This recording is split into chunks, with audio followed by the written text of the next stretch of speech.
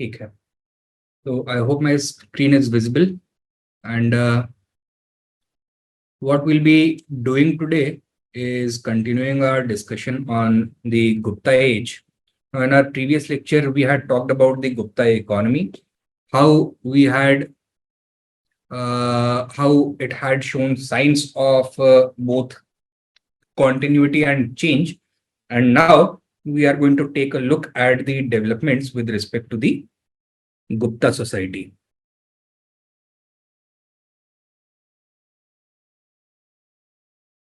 Okay. So while talking about the Gupta society, there is one thing which is very important to keep in mind is that it represented a complex picture.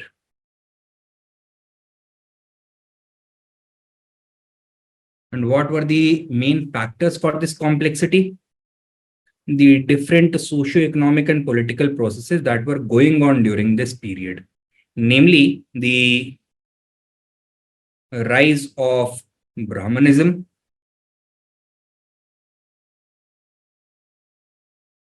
the assimilation of non-Aryan groups into the mainstream society, and lastly, the regionalization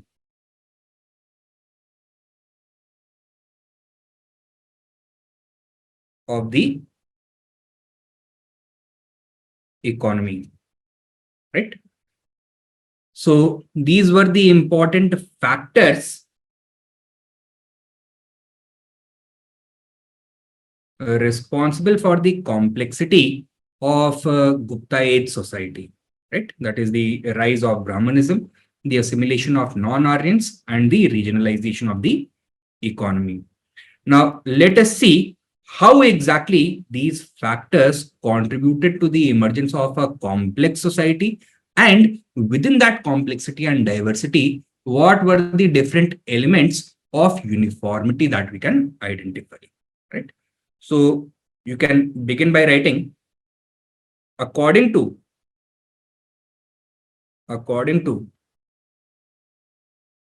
Brahmanical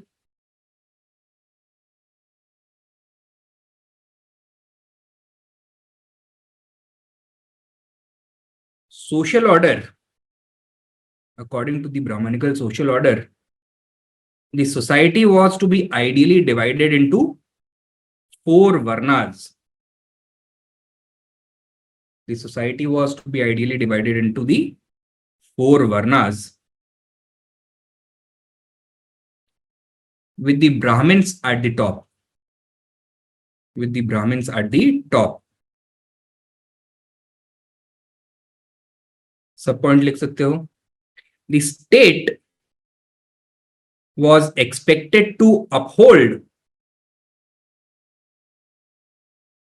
this social order. The state was expected to uphold this social order.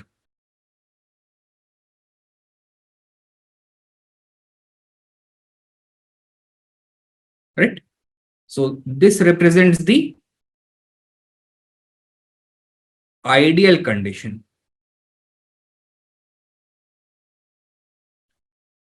Now, let us look at the situation at the ground level.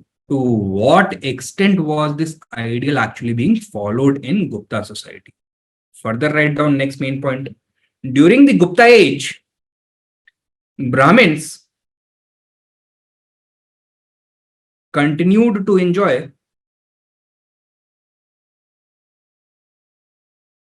significant influence.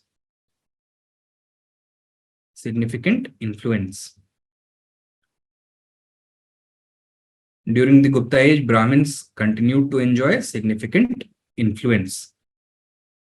Subpoint, let us see some examples. A large number of donative inscriptions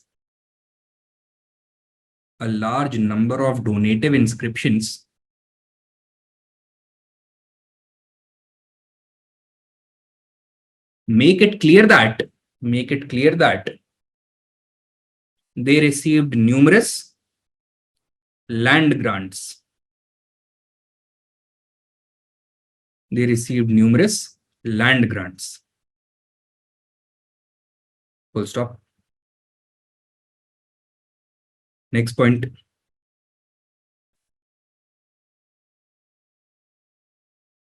The rulers, officials, and feudal lords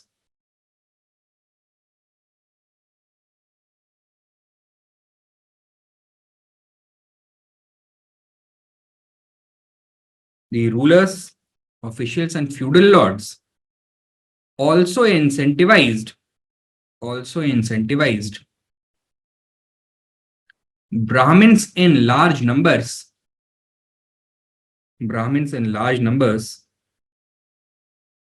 to settle in remote areas to facilitate the expansion of agriculture.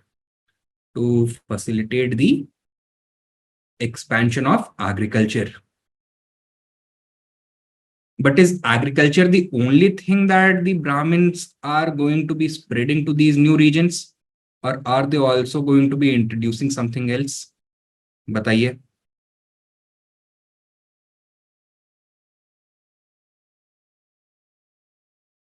Agriculture के अलावा what else are they going to introduce in these newly settled areas?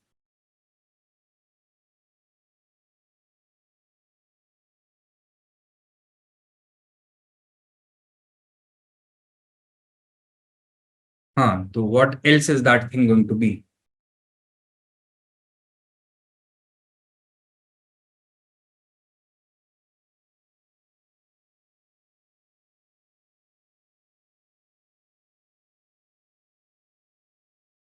That is going to be the Brahmanically dominated social and religious order based on the Varnashram Dharma system. Okay? So next point, write down. Thus,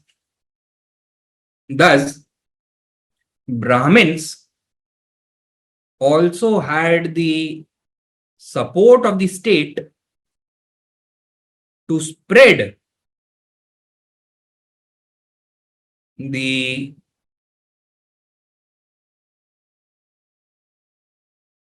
Brahmanically dominated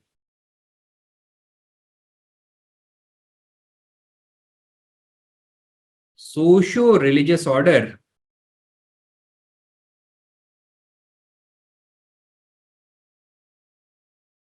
based on the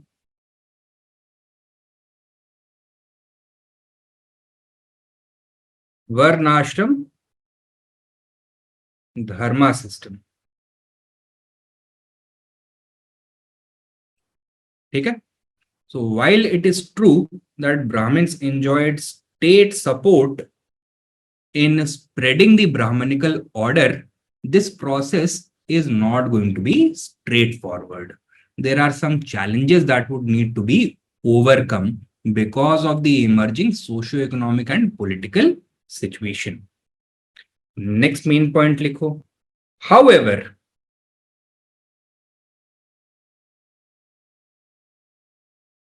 this idealistic situation was hindered by the emerging socio-economic and political pressures. Now we need to identify what they are. We have already done that. The assimilation of non-Aryan groups and the regionalization of the economy, right? So while the state was pushing for the spread of the Brahmanical order, these other developments that were taking place, they were acting as a hindrance to this process. Subpoint likho. Many new groups were entering into the society, which could not be neatly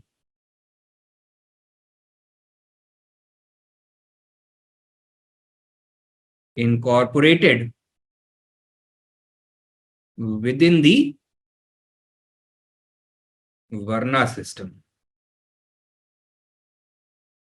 And these included the foreigners and tribals. Okay? These are the non-Aryan groups that we had mentioned earlier. Right?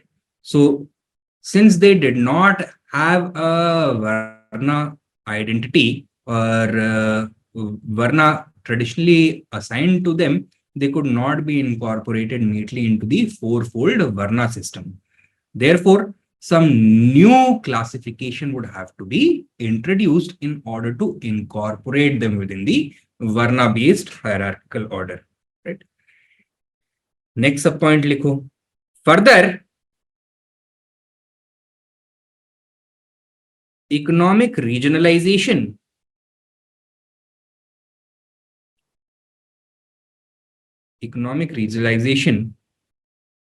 was resulting in the emergence of several new occupational groups.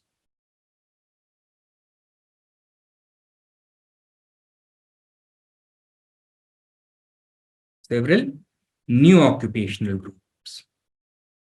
Right?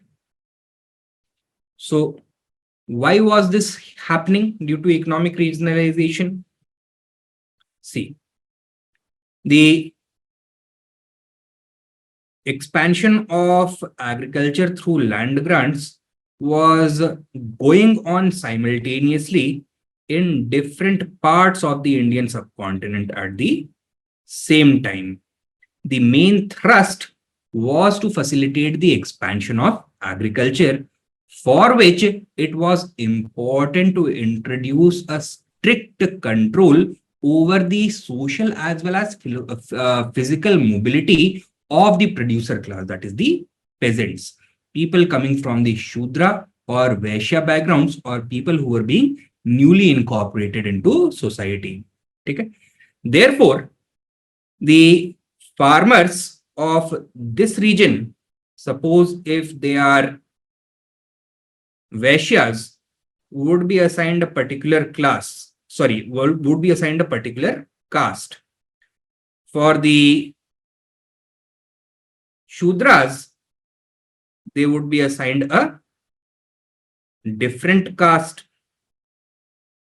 or different set of castes, because not all are going to be actually involved in the actual cultivation of land. Some are going to be performing some ancillary activities on the land. The tribals, they are going to be assigned a separate caste.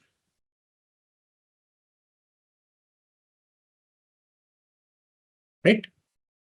Now, how to ensure that tribals of this region, or the Vaishya cultivators or the Shudra cultivators of this region, do not migrate to other regions? So for that, what is going to happen is that the elites of other regions are going to come up with an entirely new set of caste identities for the Vaishya, Shudra,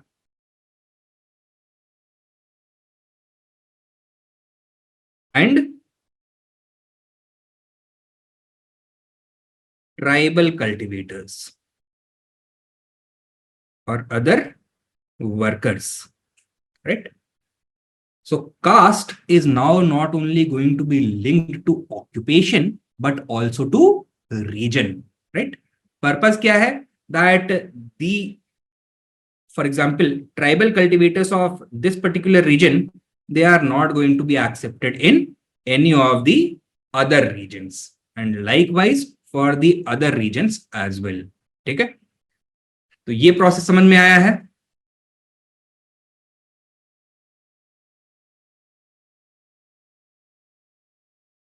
All right.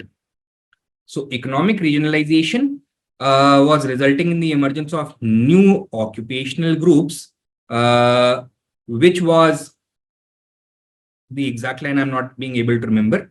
The further economic regionalization resulted in the emergence of several new occupational groups, resulting in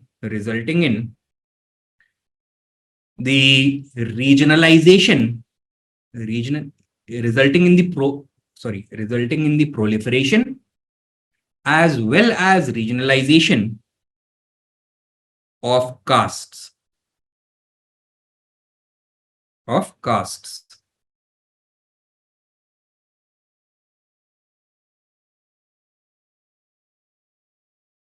ठीक है? This is one hurdle and one solution that was provided. However, this presented a problem. ये जो process है, that was being driven primarily by economic factors, right? And it did not have enough ideological support. Therefore, the explanation of the emergence of castes could not be simply based on economic logic alone. The people are not going to accept it until and unless they believe that it is divinely ordained. It is part of the whole cosmic and social universe that has been created by the intellectuals of that age. And therefore, a different explanation is going to be given for the emergence of new castes. This we have seen in our previous discussion during the postmodern age as well. Can you recall that? क्या था वो कि what was the explanation for the emergence of different castes that had been given by the Brahmin intellectuals earlier? Smritis में क्या बोला गया था? That they were the result of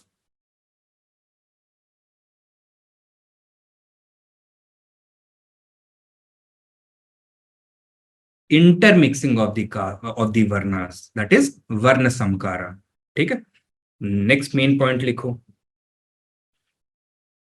To provide an ideological basis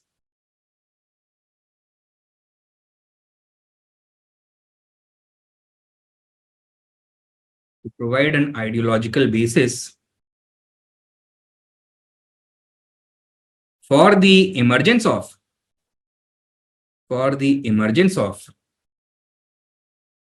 new castes or jatis,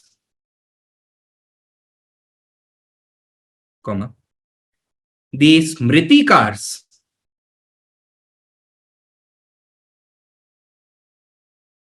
that is the scholars who were writing the dharma shastras, the smritis, continued using the fictitious explanation of varna samkaras.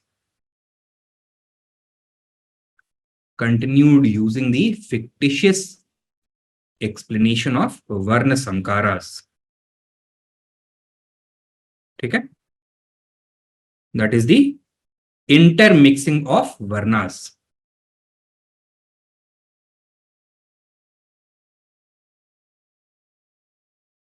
Achha.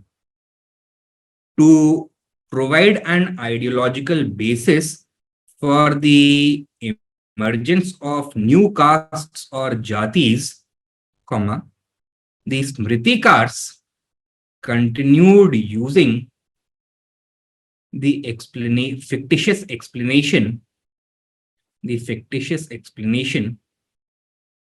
of varna samkaras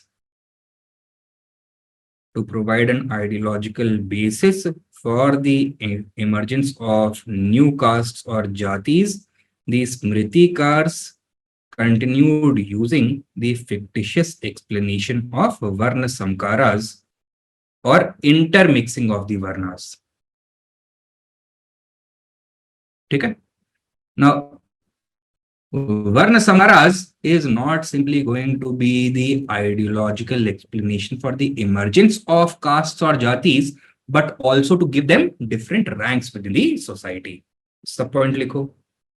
Not only that, comma, वर्ण समकारास, were also used to assign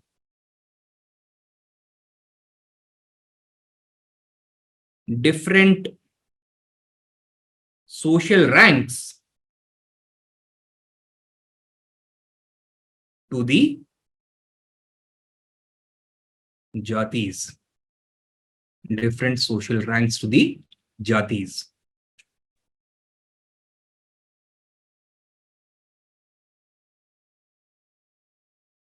Is this clear?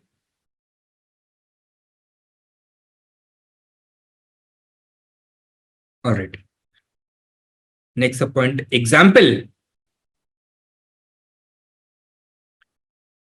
Now the caste of Kayasthas. Now the caste of Kayasthas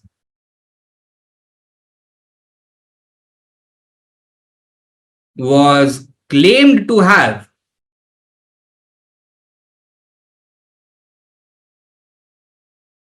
emerged as a Varna Samkara between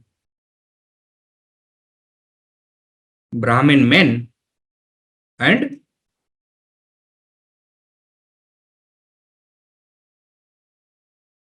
Kshatriya women. Brahmin men and Kshatriya women.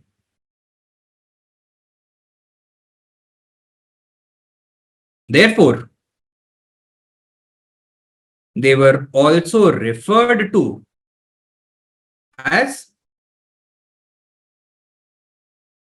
Brahmakshatras. As Brahmakshatras.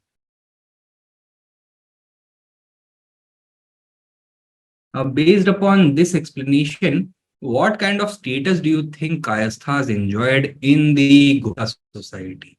A high social status or a lower status?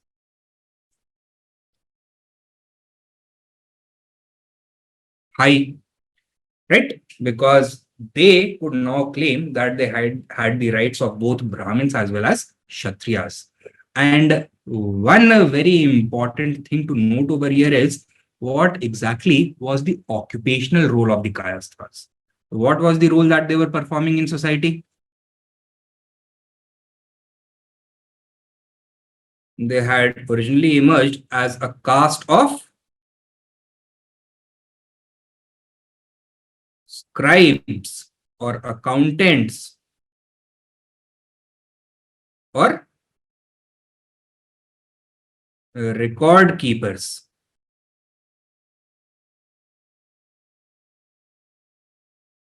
Yes, economy related.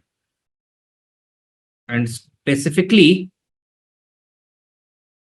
in relation to the economic changes that were taking place in the Gupta society, what was becoming the most important instrument of growth in the society, especially during the later and post Gupta age? It was land grants. And who do you think maintained all the records of these land grants? It was this group. Okay. So economic processes are actually going to be behind the rise or decline of different caste groups or the emergence of new caste groups, but they are going to be given an ideological justification based on some divine calculation. Okay? That is what is taking place. Next main point लिखो. I hope ये समझ में आ गया है.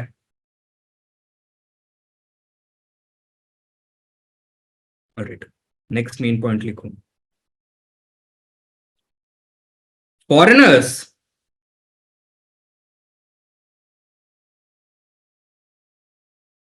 who were earlier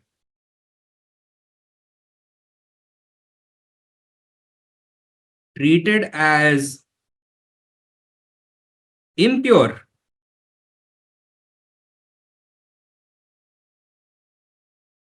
outsiders and labeled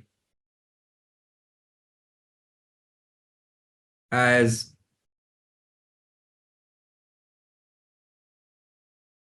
Malech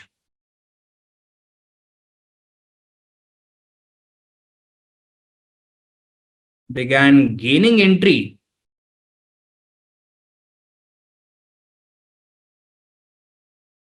into Indian society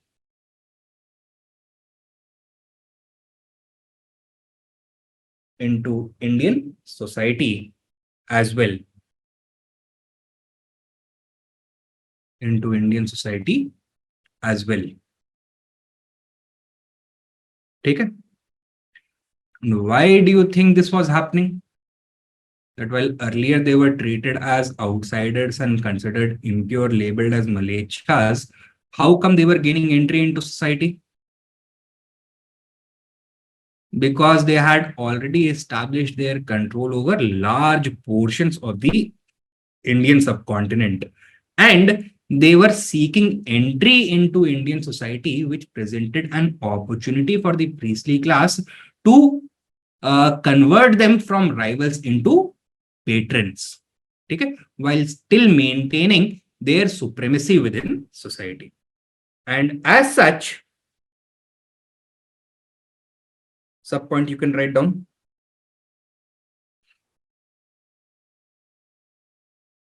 By this period, comma, they had already been thoroughly Indianized and established control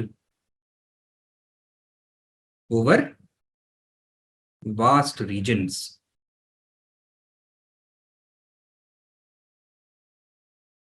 So while they had power and wealth, they did not have legitimacy, and this gave an opportunity to the priestly class to convert them into patrons from rivals. Seeking legitimacy,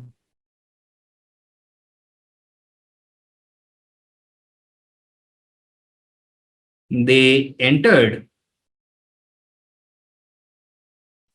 into an alliance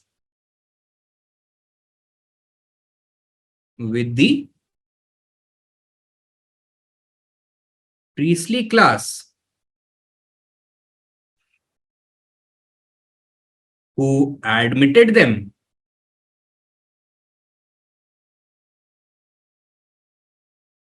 into the Varna system as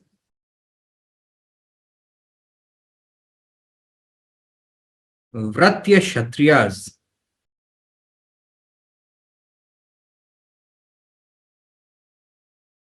Through the performance of the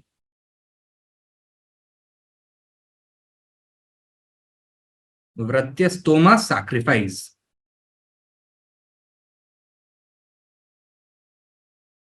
As Vratya Kshatriyas or fallen Kshatriyas or second class Kshatriyas, through the performance of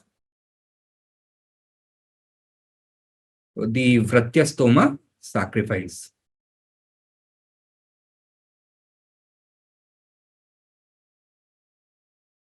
Okay. Now, during the Gupta and later Gupta periods, what was happening to the power base of these foreign ruling groups such as the Greeks and Shakas? Were they gaining power or were they losing power?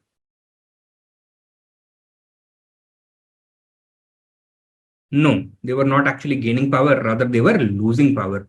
Post-modern age was the period when these foreign ruling groups were strongest. And that is why when they were given entry into the Varna Ashram Dharma system during the Gupta age, they were not introduced as a full-fledged Kshatriyas, but as second-class Kshatriyas. Okay? So this was a tool used not only by the Brahmins, but also by the Guptas to legitimize their superiority over these foreign ruling groups. Okay? But these foreign ruling groups were more than happy to accept it. Clear hai?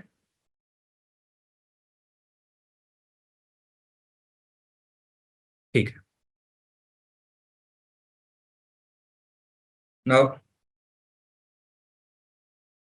the main priority of the Brahmins was to uphold the Varnashram Dharma system.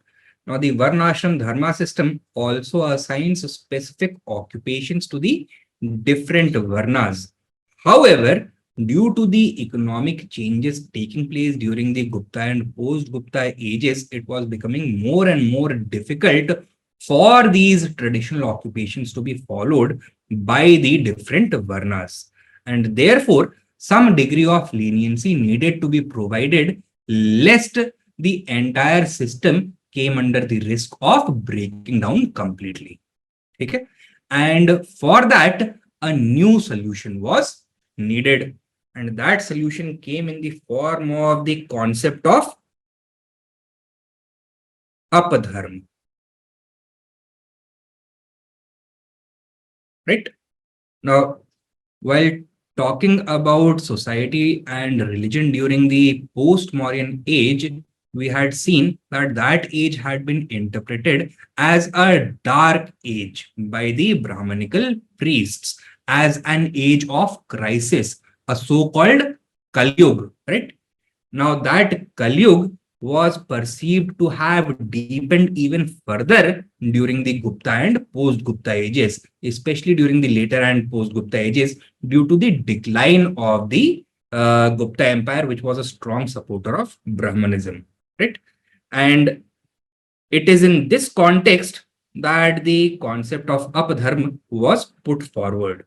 So it was an expression of or a manifestation of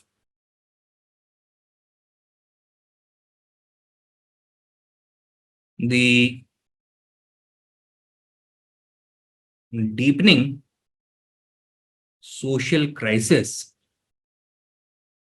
that is Kali Yuga.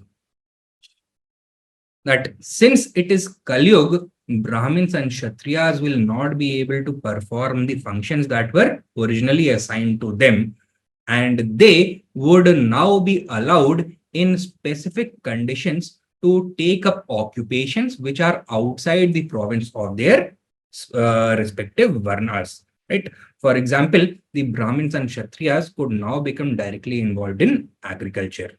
Right? However, this freedom was deliberately given only to the upper varnas, that is the Brahmins and Kshatriyas. Why? Because they were performing the role of landowners rather than cultivators in an expanding agrarian and a shrinking urban economy. As a result, the Vaishyas, Shudras, and the other groups were deliberately put under even more economic restrictions. So their economic mobility was further reduced. So Apadharma was a concept that was introduced especially to favor, specifically to favor the Brahmins and the Kshatriyas, that is the upper Varnas, right? So this next point you can write down. Due to the gradual decline of the pro-Brahmanical Gupta dynasty,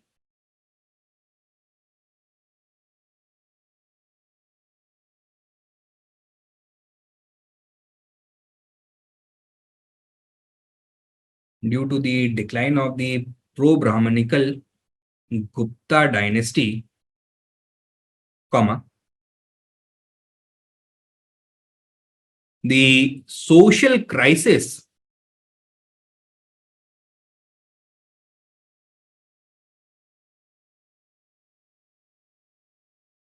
being experienced by Brahmanism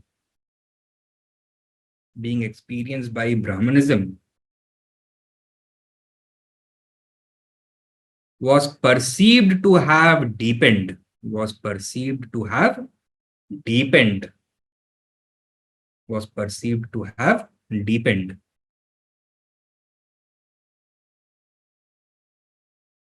Full stop. Next subpoint. As a consequence, the occupational rules for Brahmins and Kshatriyas were relaxed. For Brahmins and Kshatriyas were relaxed.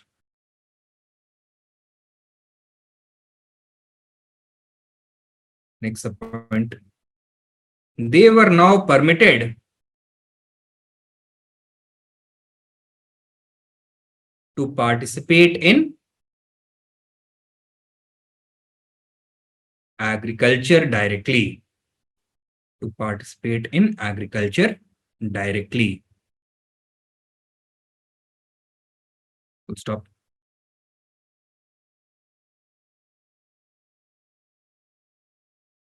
Next point. However, this occupational mobility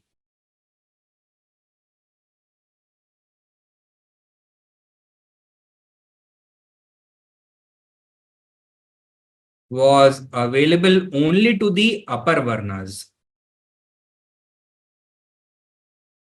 Was available only to the upper varnas. Full stop. These Smritikars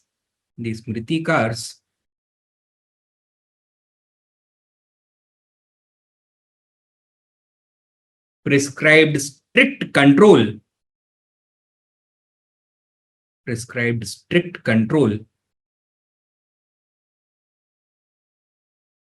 over the occupational mobility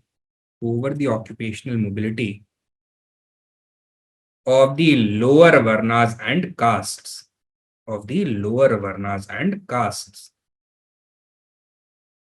Full stop. Next point. However, upon closer examination, it becomes apparent that this arrangement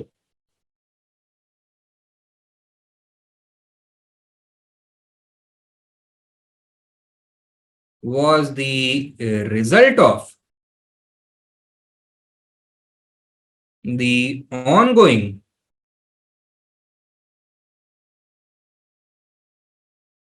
economic changes rather than any social or dynastic crisis. Rather than any social or dynastic crisis. Full stop. Next point. Actually, the shrinking urban economy, the expansion of agriculture and the regionalization of the economy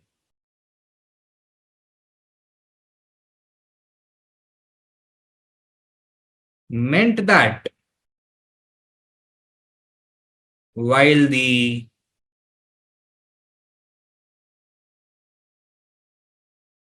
traditional occupations of the elites were collapsing,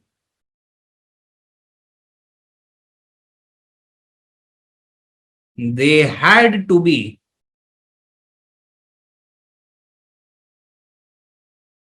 provided an inlet into the growing rural economy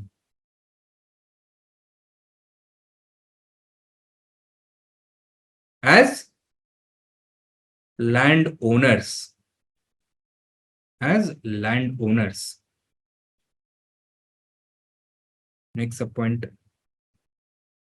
Conversely, the lower varnas had to be reduced to virtual serfdom, had to be reduced to virtual serfdom,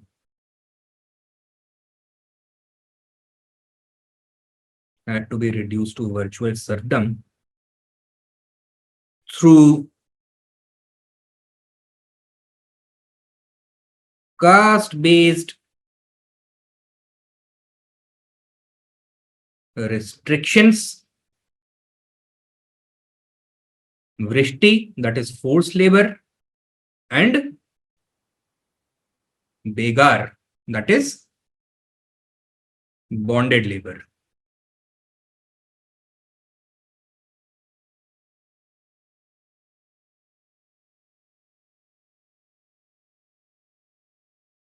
Okay? So the concept of apadharma was also invented as a result of these economic pressures. लेकिन उसके पीछे जो justification दिया गया है, once again that is going to be on the basis of ideology and social crisis, कलयुग. Clear है ये? All right.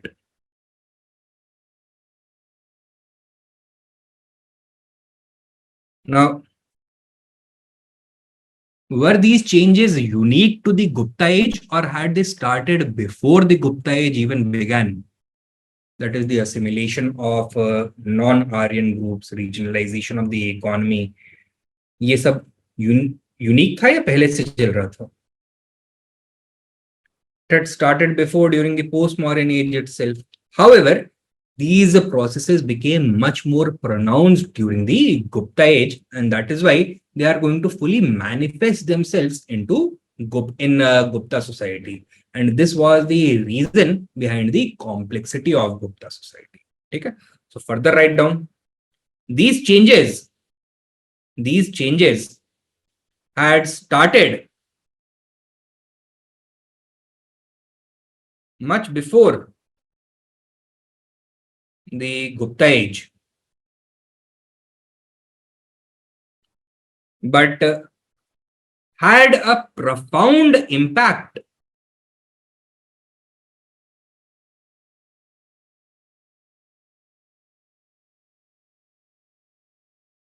on Gupta age society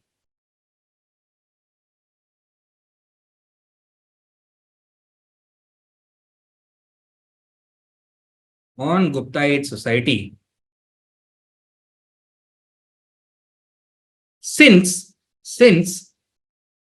they attained maturity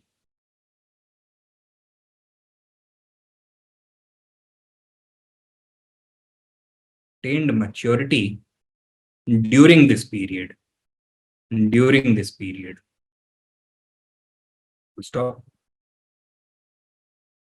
And what was that process which helped these processes attain maturity during the Gupta age? That was the revival and spread of Brahmanism across the subcontinent. Write down.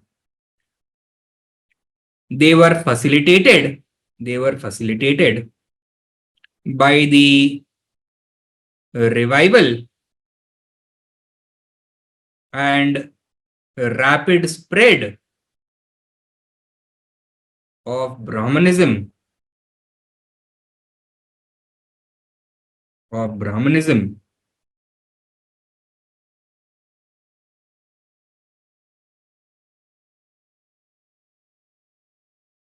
They were facilitated by the revival and rapid spread of Brahmanism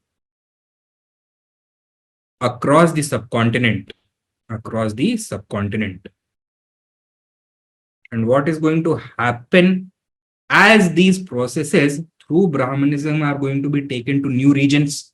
They are going to produce unique results. Next subpoint likho. As these processes were introduced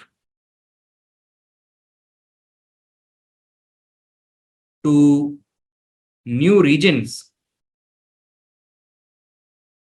under the umbrella of Brahmanism, they produced unique results. They produced unique results. Full stop. Next point. Therefore, the regional variation of the social structure and practices was a unique development. The regional variation of the social structure and practices was a unique development of the Gupta Age. Of the Gupta Age.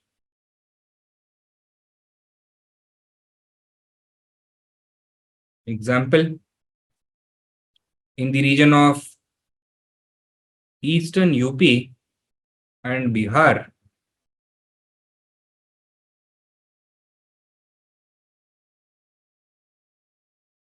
the new caste of scribes, accountants, and record keepers were known by the name Kayasthas, whereas in Odisha, they would be known as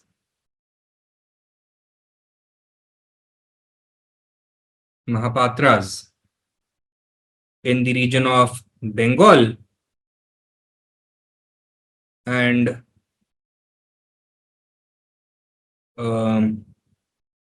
Central India, they would be known as Mahatras. In the region of Malwa specifically. Okay. Bengal or Central India, they would be known as Mahatras. Now, all of them perform the same economic function. They are record keepers, scribes, and accountants, but they took the identity or they consolidated, crystallized into different castes belonging to different regions due to the spread of Brahmanism along with these forces, these processes to these regions. Okay. So in every region, it is going to produce a different effect. Is this much clear?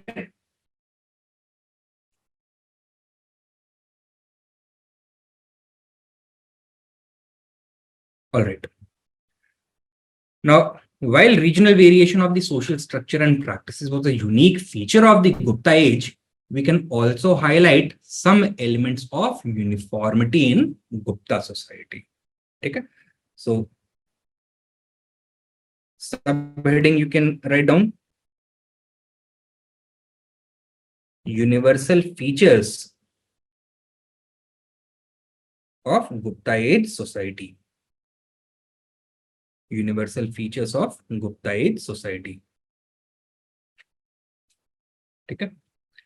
Likho. Within this large regional variety, we can underline certain common elements. Certain common elements. And what would these common elements be? Number one, the domination of Brahmins. Number 2, the growth of, अच्छा repeat करना है.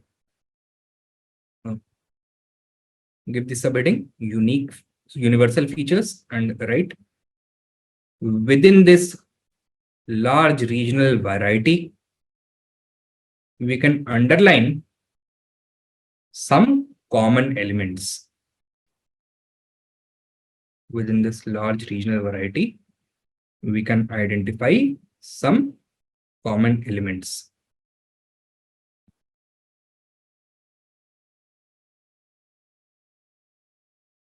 ठीक है. Number 1, domination of the Brahmins. Number 2, the growth of untouchability.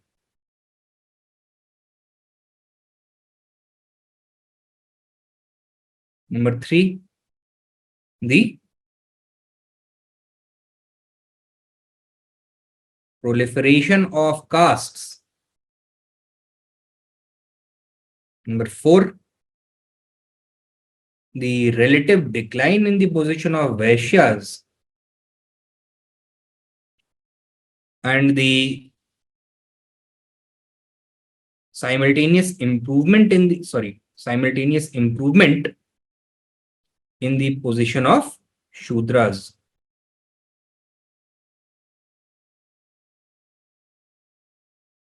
Number 5, the declining status of women.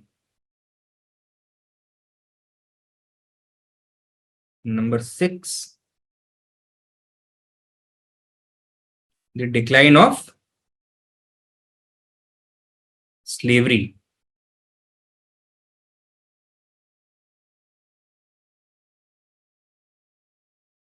Number 7,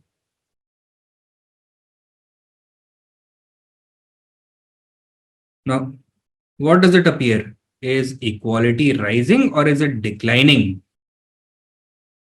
in society? Declining. So social tension, conflict and protest, are they going to increase or decline? Increased. Counter reaction आएगा again, Brahmanical domination, untouchability, growing inequality, etc. So write down. Social tension, conflict,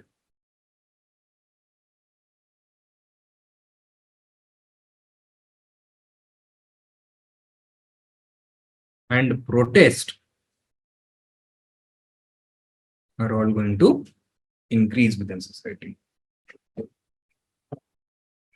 Okay.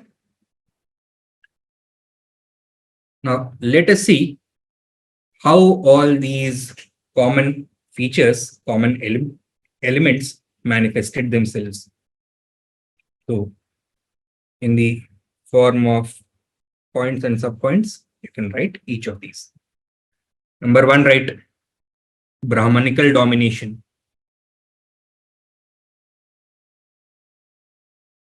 लिखो. The Brahmins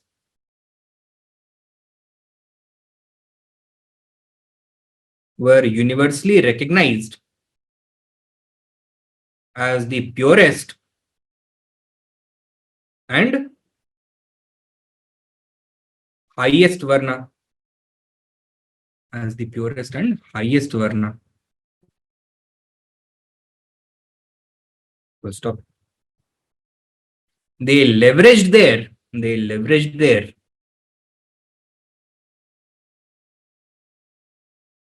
political importance. They leveraged their political importance to gain privileges. What was their political importance? They were providing legitimacy to the rulers, right? They leveraged their political importance to gain privileges. Full stop. Next subpoint. The state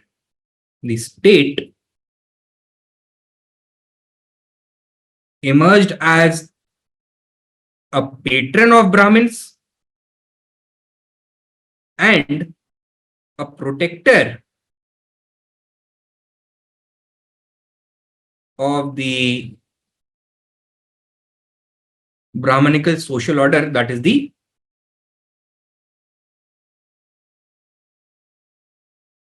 Varnashram Dharma system.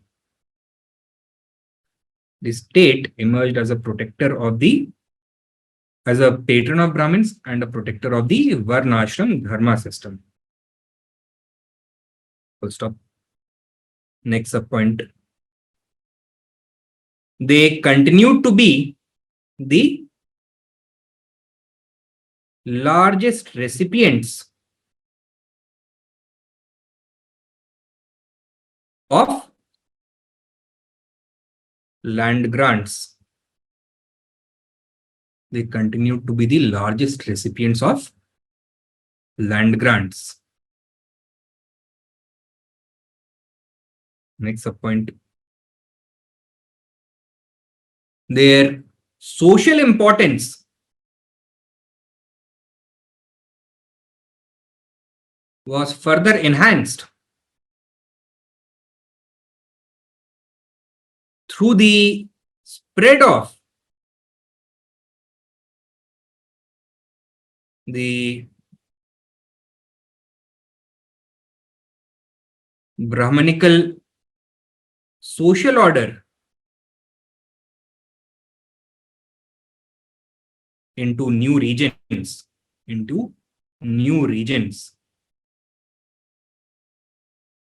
Next subpoint. Even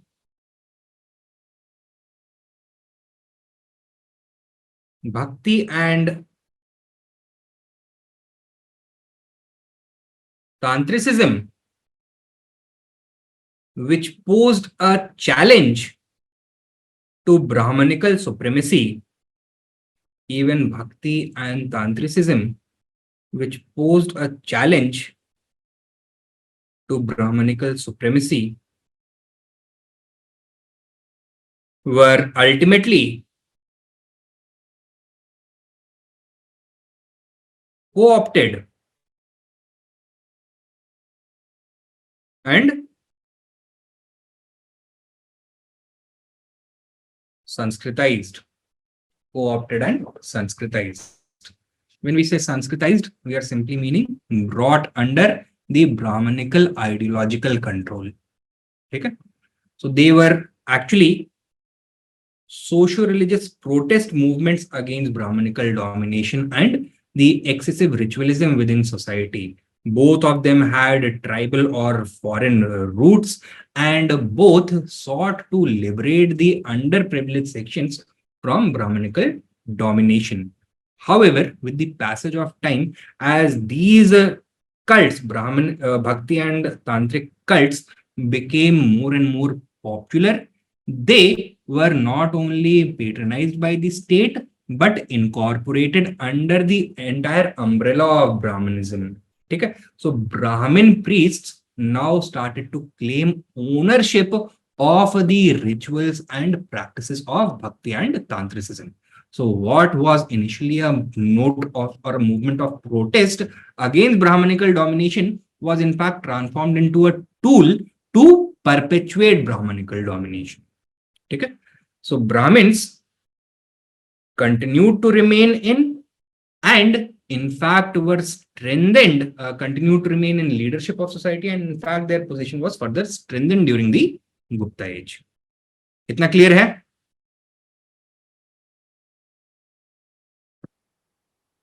All right.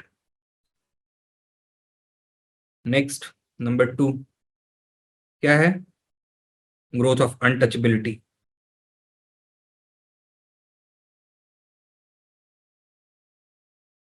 Write down. The Gupta period witnessed a sharp increase in the number of untouchables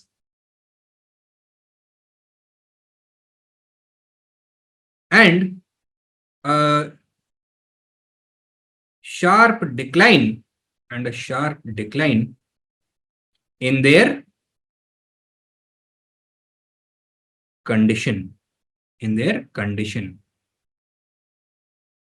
Full stop. This was facilitated by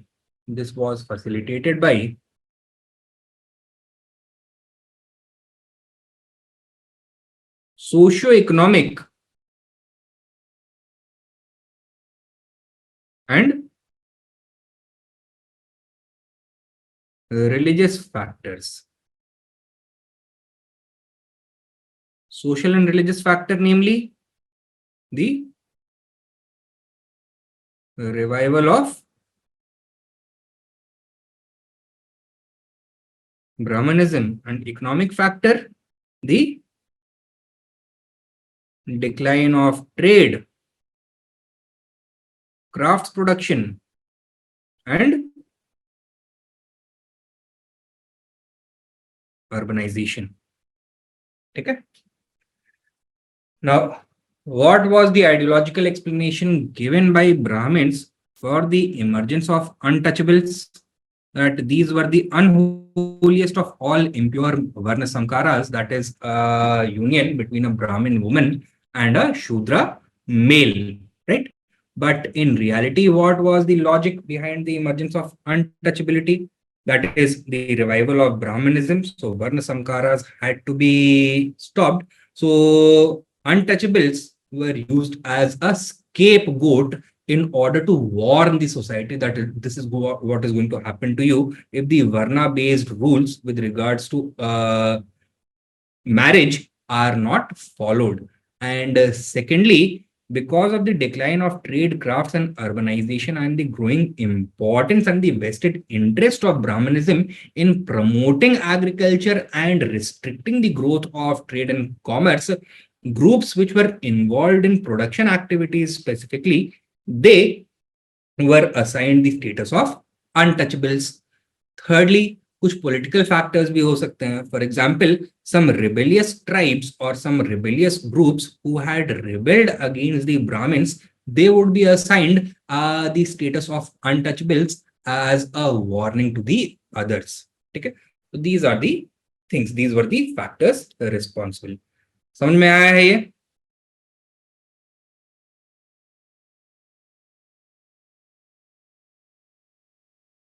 All right. So what we have written till now, the Gupta age witnessed a sharp increase in the number of untouchables and a sharp decline in their condition. Next subpoint. This was due to a combination of socio-economic, religious, and political factors. Political भी add कर दो.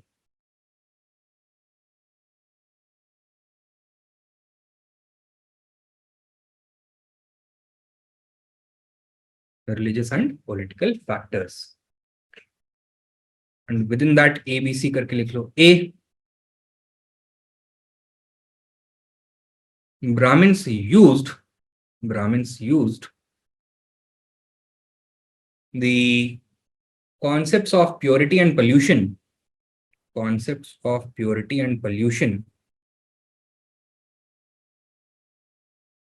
to condemn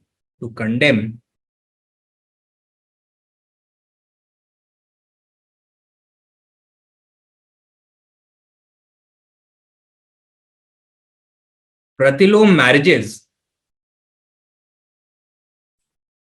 between Shudra men and Brahmin women as the reason for the emergence of untouchability.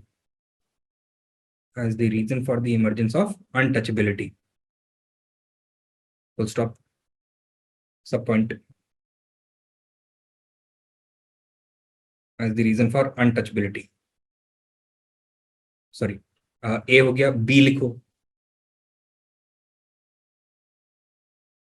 The vested interest of the Brahmins in discouraging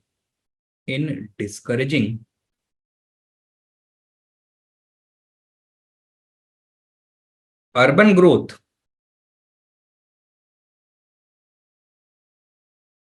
led to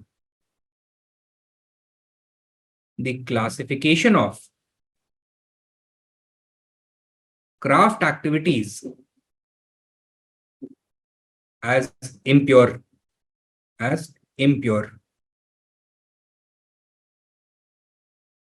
And see, right, rising social conflict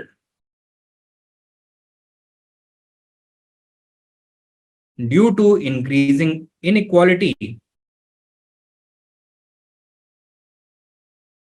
and exploitation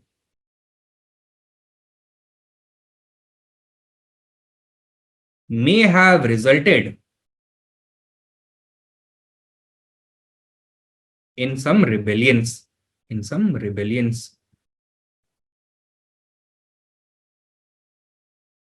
Full stop. To permanently suppress these rebellious tendencies,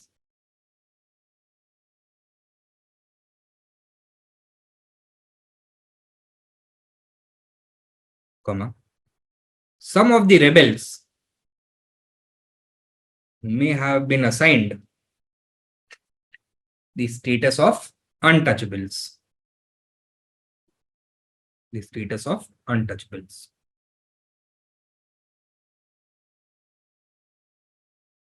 Okay.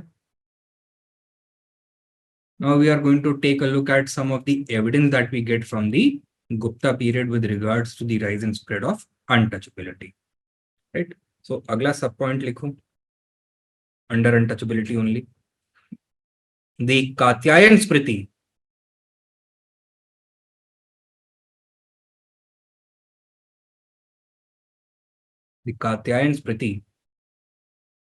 was the first to mention the term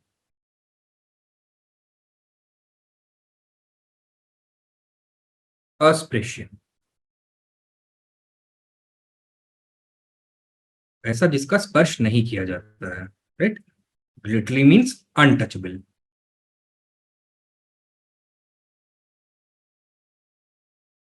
The Amar Kosh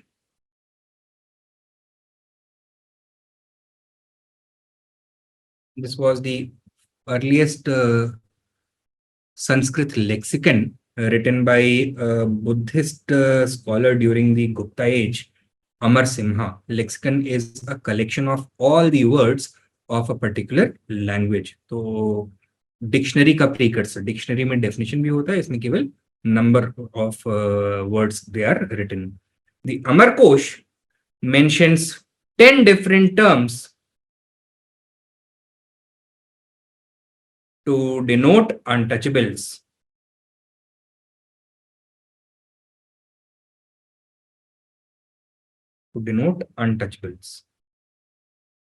Next subpoint.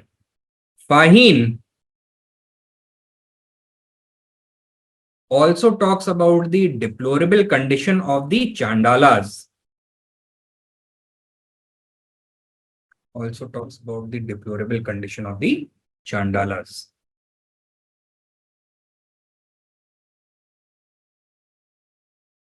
ठीक है,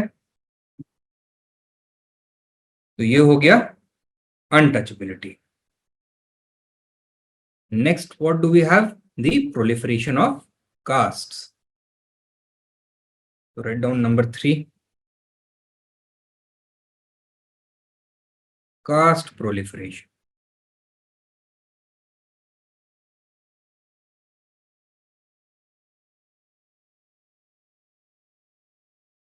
What do you think was the biggest factor behind it? The expansion of agriculture and the incorporation of a number of non-Aryan groups within the mainstream society, and the inability of the Varna system to absorb them neatly into the fourfold Varna system. Right? Write down the assimilation of non-Aryans.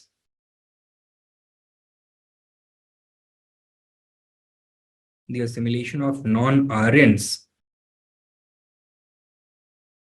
along with the emergence of new occupational groups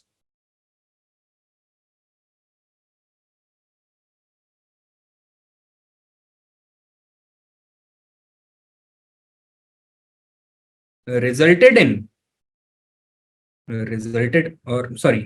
new occupational groups in different regions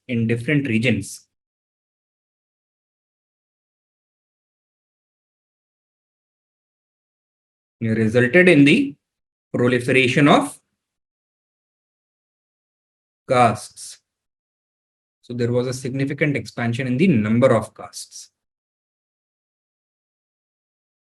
Generally, what is going to be the practice? Which kinds of castes are going to be assigned a higher status?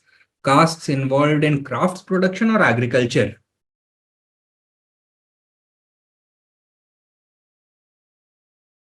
Agriculture को pure समझा जाएगा, cast crafts को impure समझा जाएगा. Write down.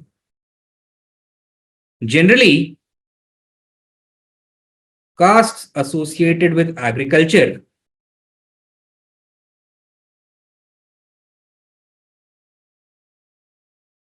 were assigned a higher status.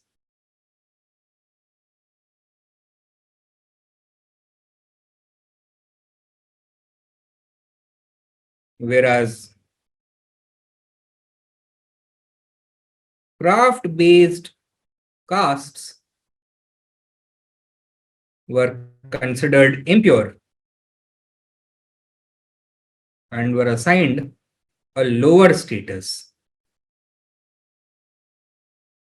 including the status of untouchables. Including the status of untouchables. Okay. Next, the relative decline in the position of Vaishyas and a corresponding improvement in the position of Shudras. Number 4 likho. The relative change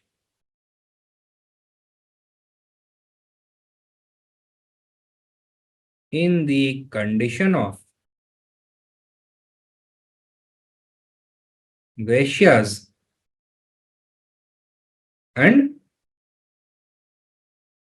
Shudras.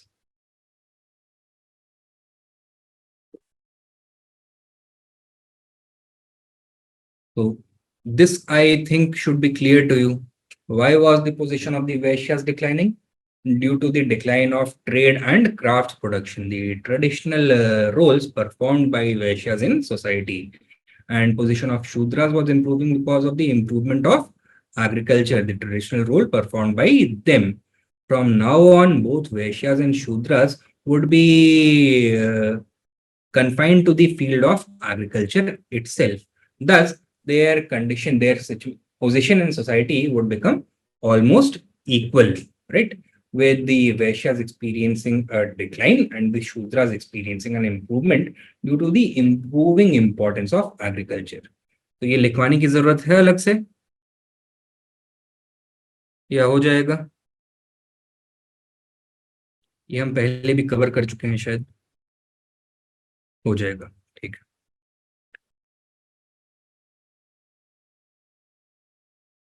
Then the declining position of women.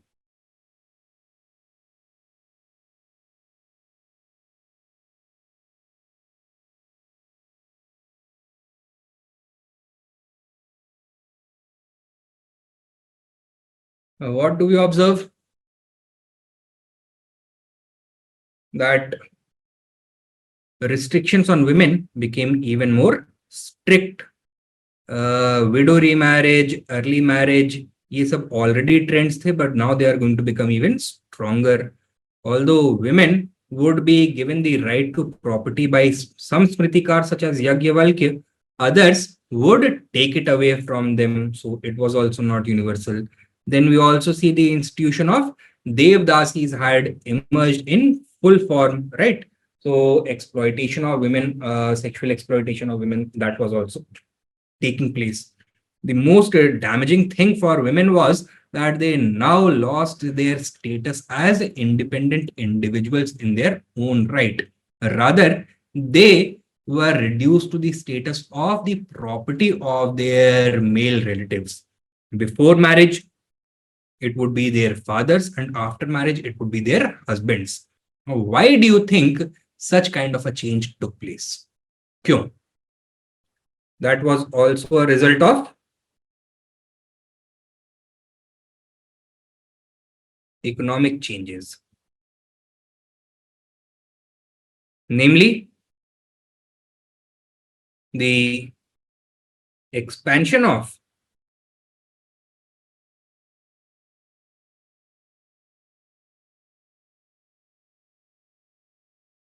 agriculture, and in fact agriculture becoming the most important sector of the economy, with the land ownership being the most important source of wealth.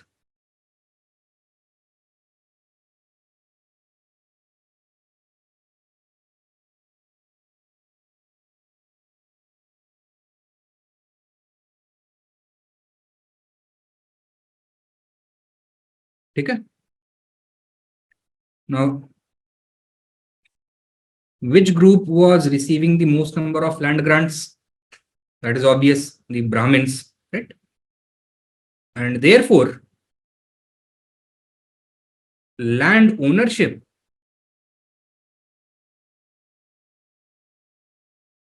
was the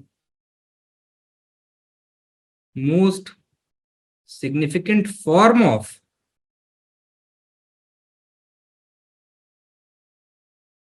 wealth for the Brahmins, right? And as a result, what are they going to do? They are going to ensure that the control over land is never going to be lost, right? Now, who could challenge the ownership rights of Brahmins? Either it could be the other groups, right?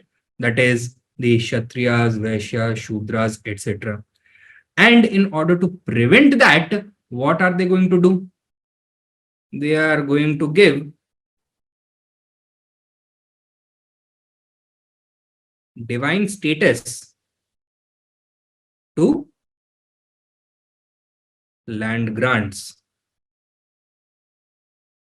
These are not going to be ordinary land grants. Rather, the term used by the Smritikars to define them would have a very strong divine connotation.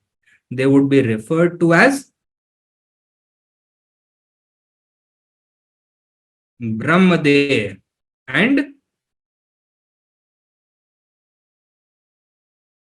Devdan. Brahmadev land was the land that was granted to the Brahmin priests, and Devdan land was the land that was granted to temples, right? And can somebody who has violated the property of God himself ever be let go, ever be let free? No, they are going to be severely punished. And therefore, another legal mechanism to preserve the right to property of the Brahmin priestly class was to make the violation of land grants punishable by death straightforward. Okay? So severe punishments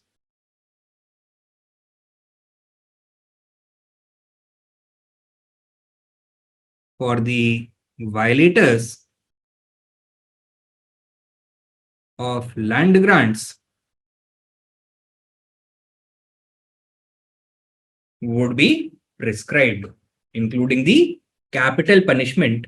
And not only physical punishment would be given, that is incarceration or fines or even the death penalty, or let us say some kind of torture or beating, but even ideological condemnation.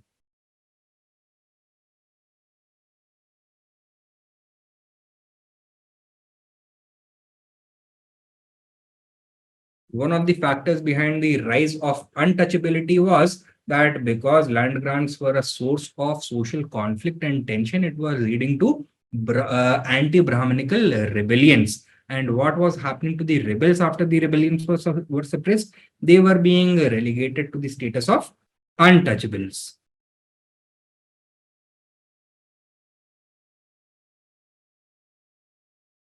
ठीक है? Now, ये जो ब्राह्मण mails हैं जिनको ये land grants मिल रहे हैं, they face another threat from within the household with regards to their land ownership. And from which sector is it coming from? From the women. So women,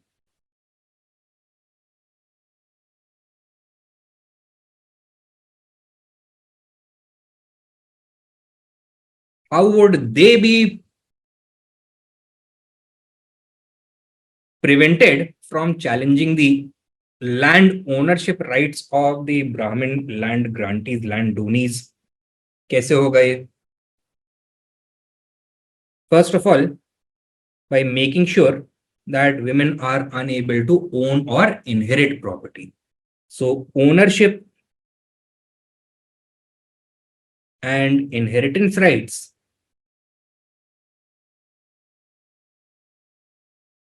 are going to be denied. Secondly, it would be extremely important to ensure that the land stays within the same male bloodline. And for that, it is going to be very important to exercise a very strong control upon the sexuality of women, right? To ensure that she has sexual relationships and has the children of only the suitable men and not anybody else. Therefore, physical restrictions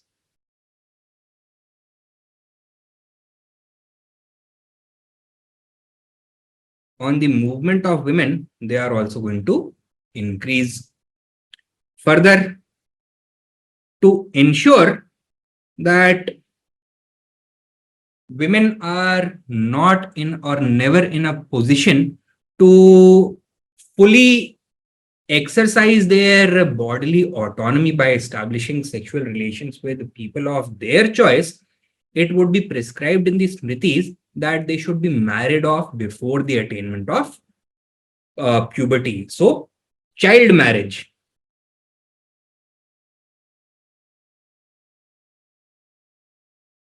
would be encouraged. Now, suppose a woman who has been married for a particular length of time and has certain male children with her husband suddenly dies. What would happen if she was allowed to remarry? She could claim that I own a portion of my husband's property, which is actually the ancestral property, and that would be taken from that particular male lineage and be transferred to the lineage of another family, right? So this had to be prevented at all costs. Therefore, widow remarriage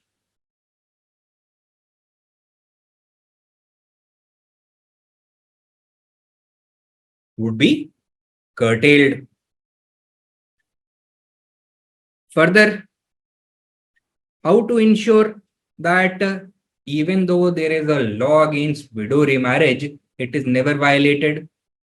By making sure that the woman does not outlive the husband through the practice of sati. Clear? Sure. So this was one reason for the declining position of women. Kya? Economic changes. Secondly, the assimilation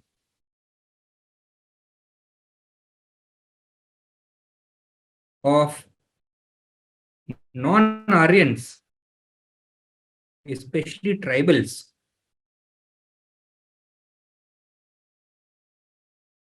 that is also going to be another factor for the declining position of women. कैसे? It seems a little counterintuitive, लेकिन बताता हूं. See, among tribals, generally, what is the condition of women? What is the position of women? Do they enjoy a significant, relatively higher position or a relatively poorer position? Good position. ठीक है?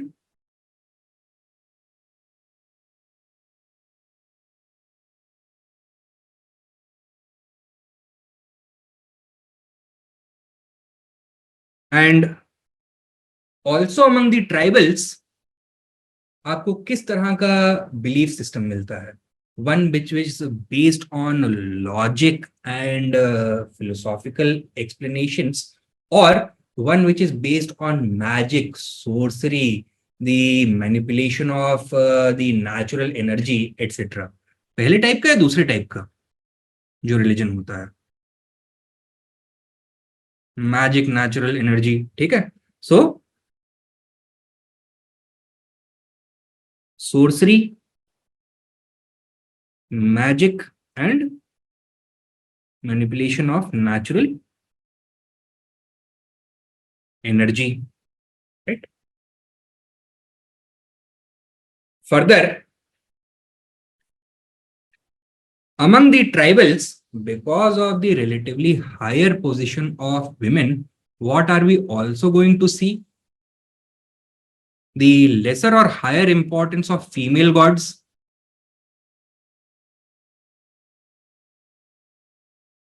Higher importance of female gods.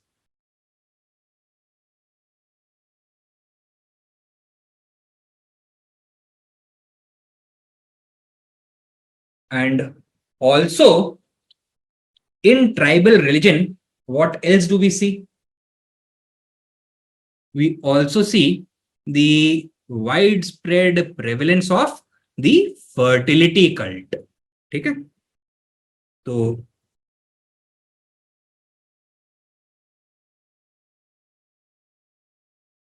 Fertility cult के ऊपर focus होता है. In fact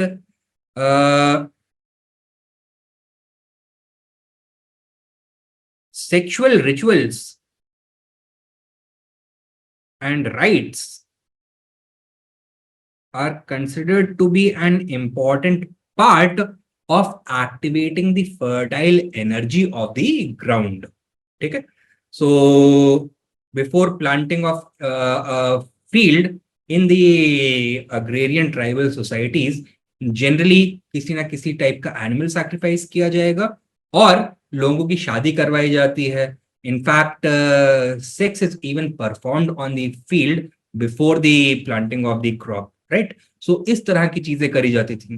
now all these things were part of the tribal society and religion. And with the assimilation of tribals, what is going to happen? They are going to be incorporated into the mainstream society and religion as well. Initially, it is going to have the effect of registering a note of protest by women against their ideological and physical restraints, against their subjugation, right? So tribal ethos jo hai, that is going to play its part in this regard, right? And however, later the same tribal religion is also going to be Sanskritized. So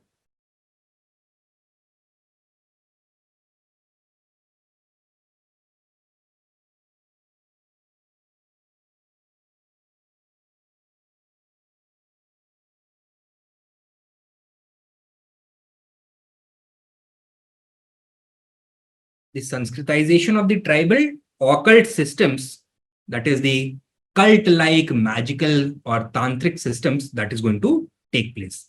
In fact, this is what is going to happen to tantricism. Tantricism का direct relationship है tribal religion से. So when we say यहाँ पे tribals, we should be talking about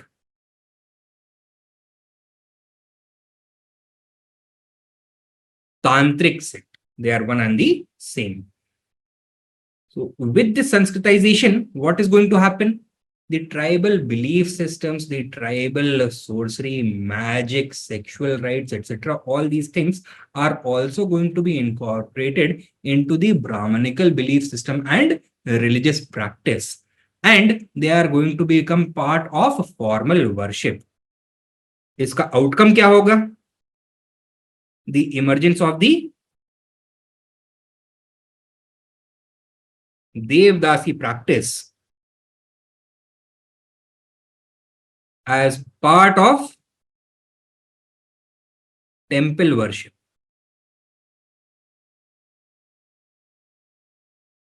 Right?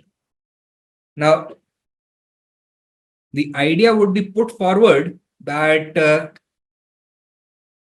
performance of specific sexual rituals and the pronunciation of specific magical mantras is going to give divine powers or magical powers to the persons who perform them, or it is going to help them fulfill a particular wish, right? And for that, some women are going to be required as part of the temple worship cult who would be ready to participate in this kind of sexual congress. कौन होंगी वो? They would be the Devdasis. Generally, they would come from the newly incorporated tribal groups or the lower caste or the lower varnas, poor people who would be forced to sell their girls off to the temples. Now, उनका on paper काम क्या होगा देवदासीज का? To act as slaves of the deva or the god who is residing in a particular temple, right? That is, they would be the veritable wives of the god. But unka ek aur purpose hoga, that is to take the worshippers, to take the patrons of the temple closer to God as part of this, as part of these sexual rites. So they would be pushed into sex work, and once they attain puberty or they become relatively older, they are going to be pushed out of the temple. Are they going to be accepted within society? Is anybody going to marry them? No. Brahmanism is being revived, and the society is becoming more and more conservative. And as a result, they are going to be pushed towards prostitution. So Devdasi practice became a funnel to the growth of prostitution, forced sex work during this period. Okay. So declining position of women के पीछे, what were the factors responsible? Is this clear?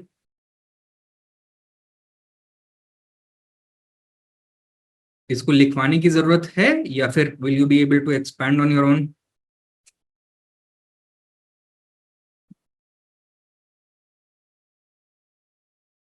नहीं, चलिए ठीक है. So declining position of women. हाँ. Next we have to look at the expansion of slavery.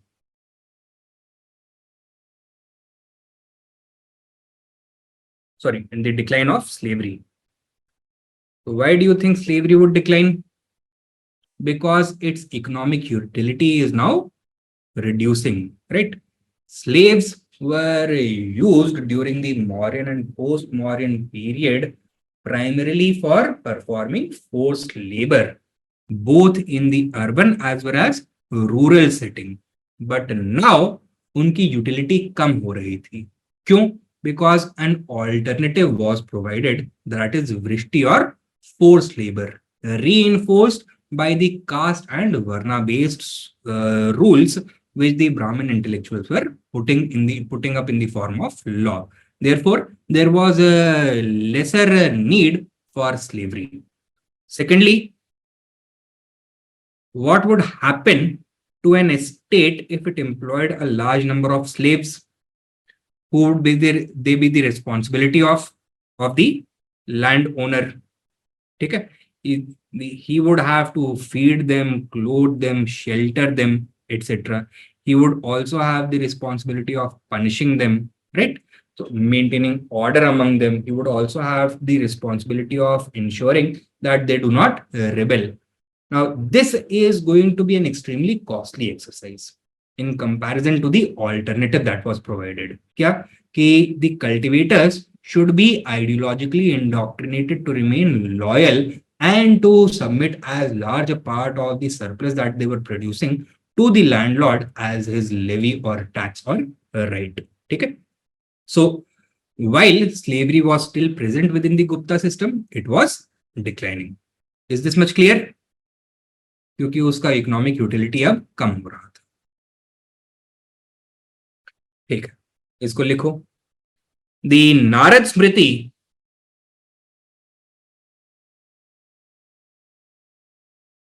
mentions 15 types of slaves. 15 types of slaves. But it also mentions that Narad himself performed rituals to liberate them. To liberate them. Full stop. Similarly, the other normative texts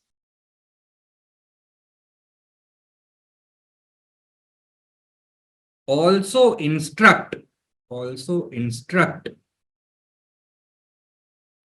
the rulers and Brahmins to perform the rite of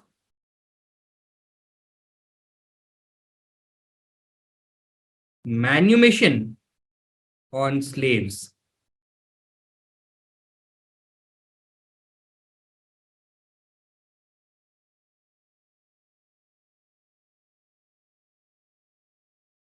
To perform the rite of manumission on slaves. Manumission is the act of freeing slaves. So it was prescribed as an act of, you can say, an act through which they could attain spiritual grace, right? So an act of piety. Next point. This may be due to the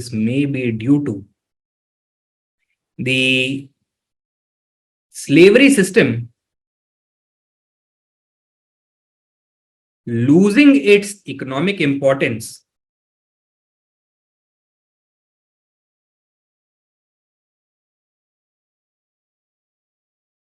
due to the emergence of Vrishti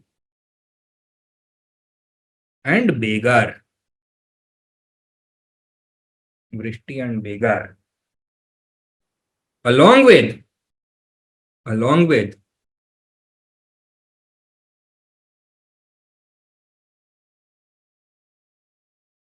ideological barriers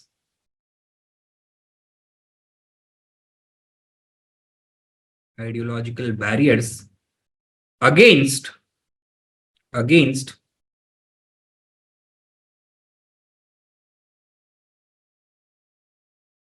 economic and physical migration. Against economic and physical migration. Okay? So because of these things, slavery was becoming less and less important. And lastly, what do we have? Social tension, conflict, and protest. Next, likho.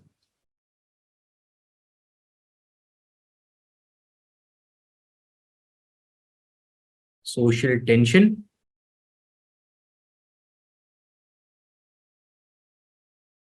conflict, and protest.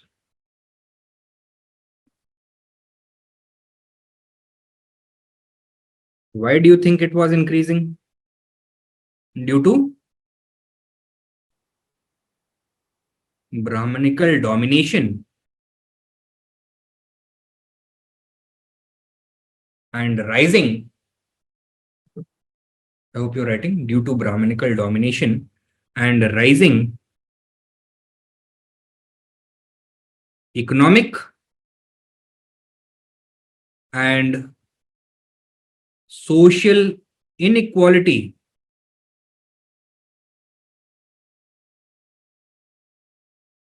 Rising economic and social inequality. A counter reaction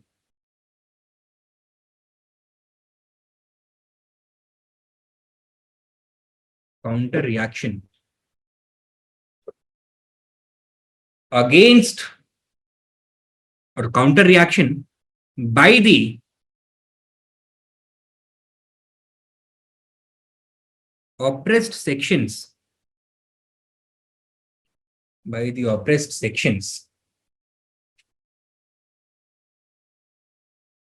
was a natural development or a natural outcome. Was a natural outcome.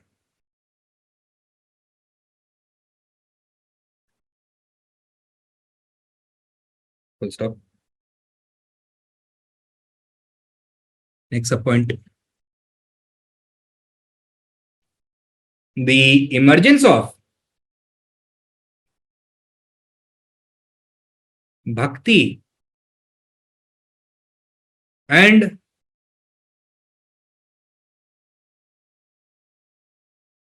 tantricism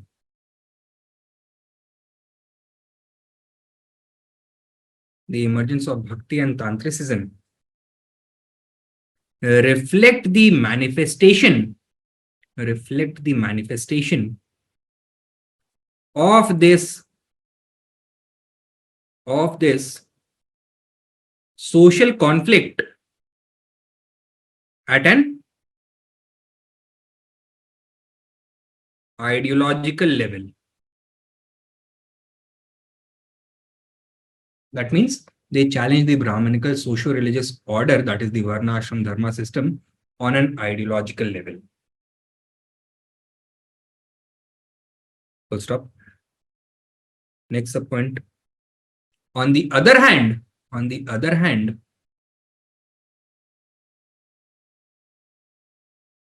peasant and tribal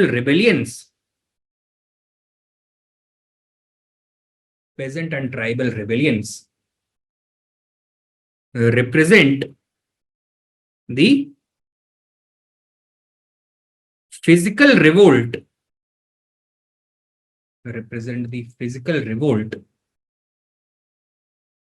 against the oppressive system.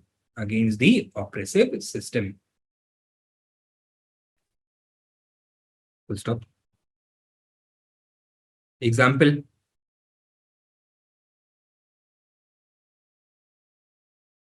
Samudragupta had to subdue several Atvika tribes or several Atvikas or tribes in central India. Full stop. The Kalabhar and Kevarta rebellions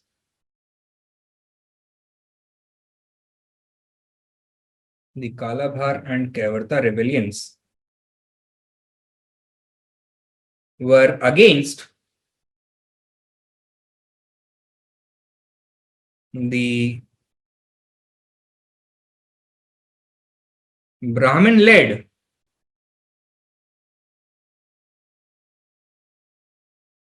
feudal exploitation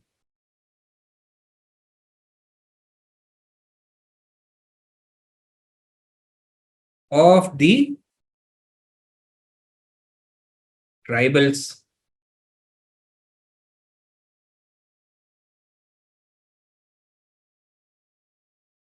ठीक है। Next सब point,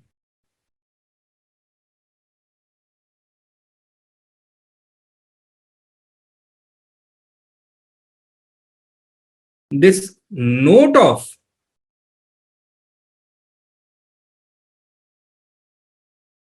protest is also discernible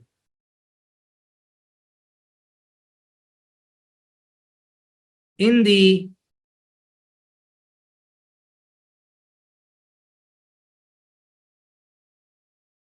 Puranic literature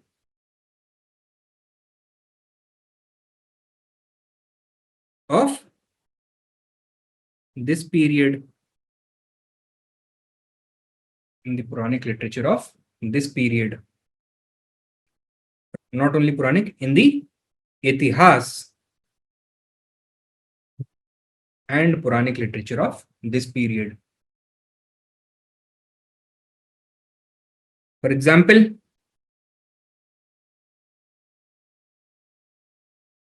Dronacharya is criticized for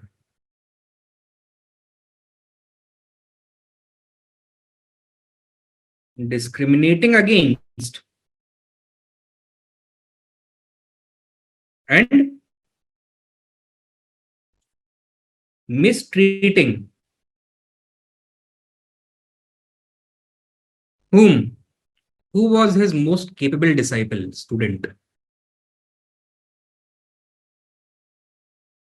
A student of Nishat origin और tribal origin. क्या नाम था? सुनिए कहानी.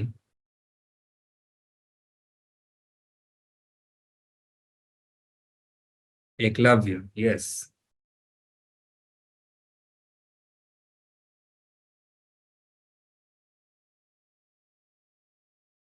So what was the punishment that Dronacharya had to bear for this ultimately?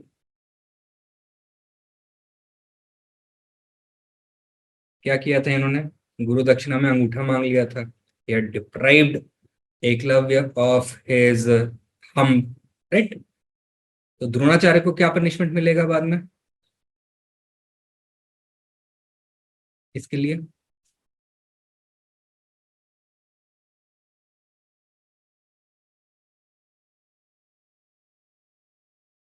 All his teachings are going to fall on deaf ears and he is himself going to lose his son in the war, Mahabharat.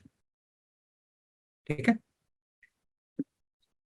So this note of protest is visible not only outside the Brahmanical circle but also within the Brahmanical sphere. It has Puran tradition में भी visible है.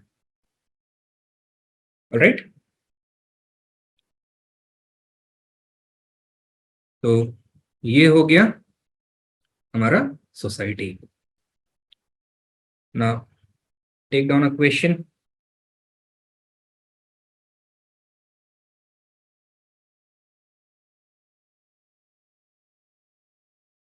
Highlight the impact of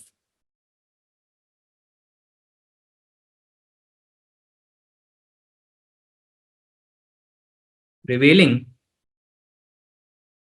socio-economic and political factors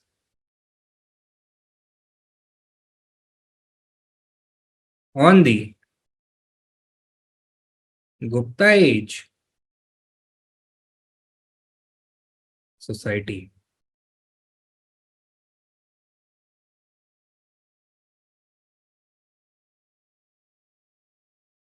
(200 words, 15 marks.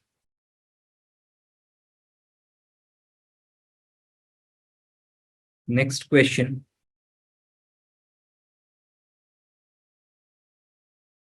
Compare the Gupta Age society to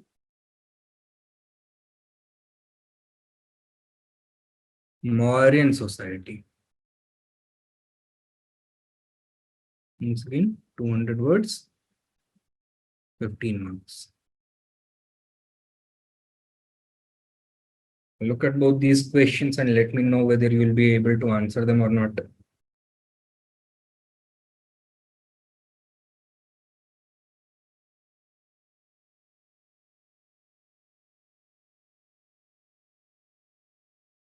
हो जाएगा?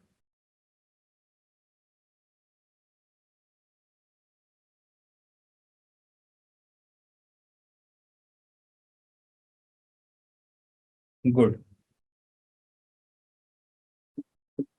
Now, तो ये हो गया हमारा discussion on Gupta society. Next, we have to take a look at the religious life of the Gupta age.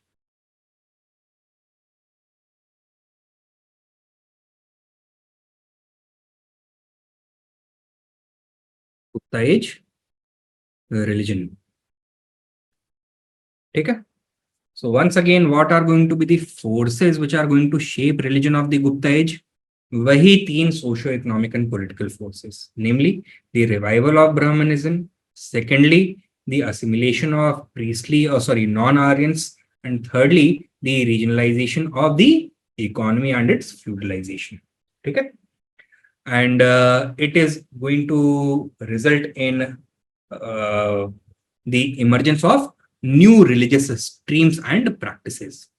So, you can begin by writing the religious life of the Gupta age also had the element of complexity. Also had the element of complexity. Due to the religious life of the Gupta age also had the element of complexity. Due to A, B, and C. A, the revival of Brahmanism. B, the assimilation of non-Aryans. And C, the regionalization and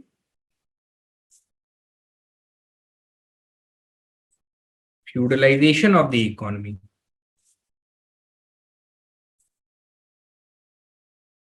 Regionalization and feudalization of the economy. Take it. However, once again, what are we going to see? We are again going to see the presence of some common elements.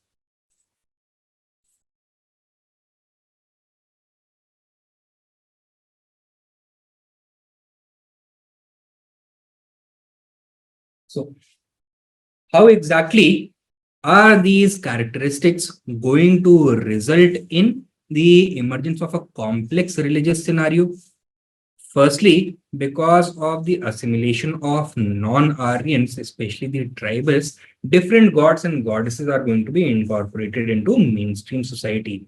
And secondly, because of the regionalization of the economy, these gods, goddesses, various cults, practices, etc., they are also going to be incorporated into the local mainstream Brahmanical religious practice. Okay? And what makes this assimilation possible? It is the revival and spread of Brahmanism to different regions. So we don't need to go कि regional variation क्या थे, कौन कहाँ पे कौन सा cult emerge हुआ, उसकी जरूरत नहीं है यहाँ पर. We simply need to know that it resulted in the emergence of a complex religious scenario. But common features क्या क्या हैं, that we should be completely familiar with. Number one, once again, Brahmanical domination. Brahmins would enjoy complete control over the religious life. And while there would be a note of protest, they would ultimately be able to leverage their role as the clients of the state as well as ideological leaders of the society to gain an upper hand over those protest movements and, in fact, incorporate those popular practices within the mainstream religion under their control. Second would be the emergence and propagation of bhakti. Third would be the emergence of temples, rituals, and idol worship.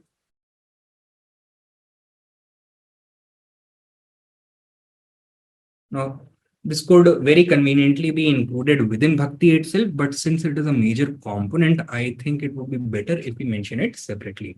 तो है तो ये भक्ति का ही एक expression, लेकिन इसको separately भी mention किया जा सकता है. Fourthly, the emergence of Tantrism or Tantricism. Fifthly, the emergence of a cyclic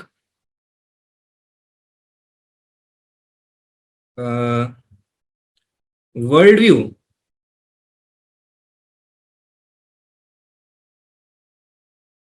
and time, or the emergence of a cyclic view of the world and time.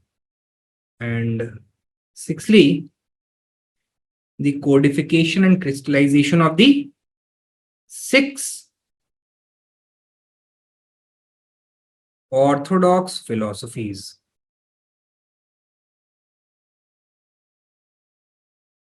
ठीक है, तो ब्राह्मणिकल डोमिनेशन काफी straight forward है. कैसे? That Brahmins were not only being patronized by the state, they were being encouraged by the state to spread to other regions and expand their social and cultural norms, their religious practices into these regions. With this, the idea of Varnashram Dharma system, which has the component of Brahmanical domination, that would also become part and parcel of the religious and social life of these regions, right?